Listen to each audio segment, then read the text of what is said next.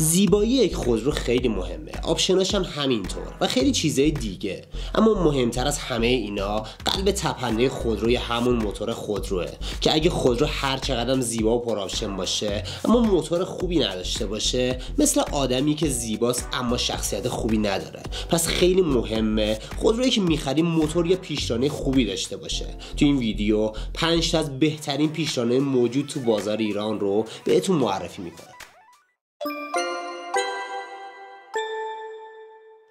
شماره 5 موتور M15 تیبا.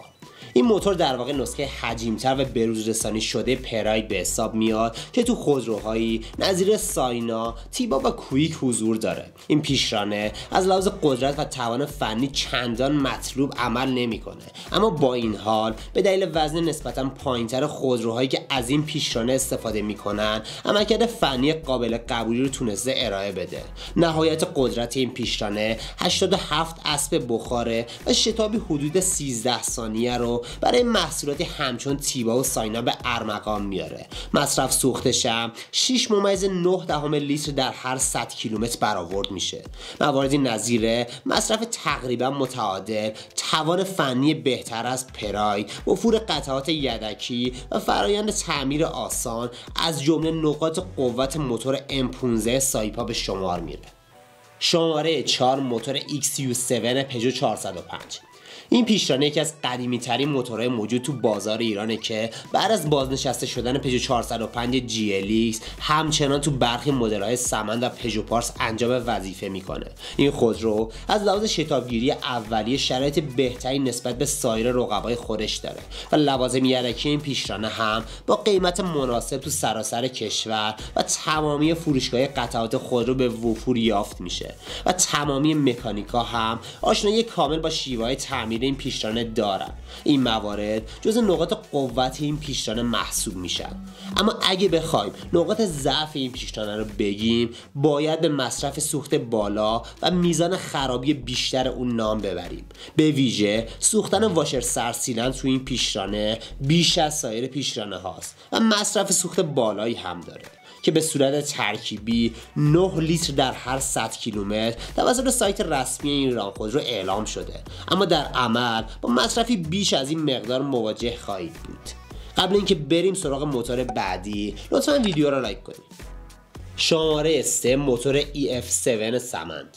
موتور ملی EF7 یکی دیگه از بهترین موتورهای خودروی ایرانی به شمار میاد که تو سال 1383 با کمک یک شرکت آلمانی تولید و رونمایی شد. این قلب تپنده 4 سیلندر 1.7 لیتری 16 سوپاپ همکنون درون سینه مدل‌های مختلفی همچون سمند، دنا و دنا پلاس وجود داره. حداکثر توان خروجی این موتور 113 اسب بخاره. پیشرانه EF7 از لحاظ توان فنی نسبت به سایر پیشرانه مشابه خودروهای داخلی برتری داره، اما پیچیدگی فنی بیشتر، فرآیند نسبتاً دشوار تعمیرات اون به علاوه قطعات یدکی تقریباً گرونتر باعث شده که تقریباً موتور پر استهلاک تری نسبت به بعضی رقبا به حساب بیاد. شماره 2 پیشرانه TU5 پژو.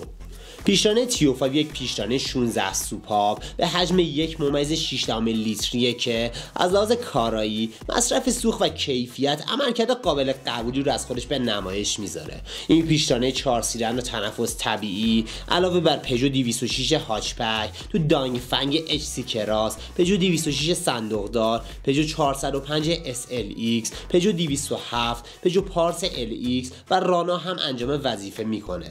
حداکثر قدرت موتور TU5 معادل 105 اسب بخاره. عملکرد نسبتا نرم و کم صدا به علاوه مصرف سوخت پایین از نقاط قوت موتور TU5 محسوب میشه.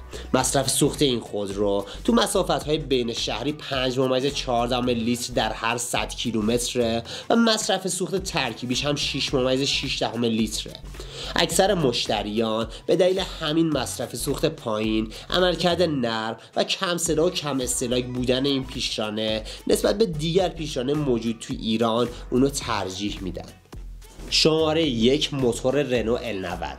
این پیشرانه یکی از بهترین موتورهای خودروی ایرانی موجود تو بازار داخلیه که علاوه بر تندر 90 تو محصولاتی مثل رنو ساندرو، پارس تندر پلاس و رنو مگان 1600 هم حضور داره. این پیشرانه 4 سیلندر معادل 105 اسب بخار قدرت داره و به دلیل نظارت دقیق شرکت رنو تو فرایند تولیدش، کیفیت قطعات و مونتاژ این قلب تپنده تو سطح بالاتری نسبت به سایر محصولات مشابه قرار داره. از طرفی قدرت مناسب پیشرانه و وزن نسبتا پایین L90 باعث شده تا این پیشرانه شتابی معادل 10.2 ثانیه واسه تندر 90 رقم بزنه که خودروی چالاکی محسوب میشه. این پیشرانه علاوه بر توان فنی مناسب از نظر مصرف سوخت هم شرایط خوبی داره و تو جاده‌های بین شهری مصرفش 5.6 لیتره و مصرف ترکیبیش هم 6.9 لیتر در هر 100 کیلومتره که در قیاس با خیلی پیشرانه‌ها مغروم به صرفه است. بنابراین افرادی که دنبال یک پیشرانه نسبتاً کم مصرف با سطح کیفی مطلوب و کم استهلاک میگردن معمولاً به این خودرو پیشرانش اعتماد میکنن. نظر شما چیه؟ به نظرتون کدومی که از پیشرانه ها بهترین پیشرانه ایران محسوب میشه؟ تو کامنت ها برامون بنویسین و اگه ویدیو رو هم دوست داشتین یه سر به جالب کرده بزنین و کانال ما رو سابسکرایب کنین تا دانستنی های جالب در حوزه خودرو و مسائل ترند روز رو تو کانال ما ببینید.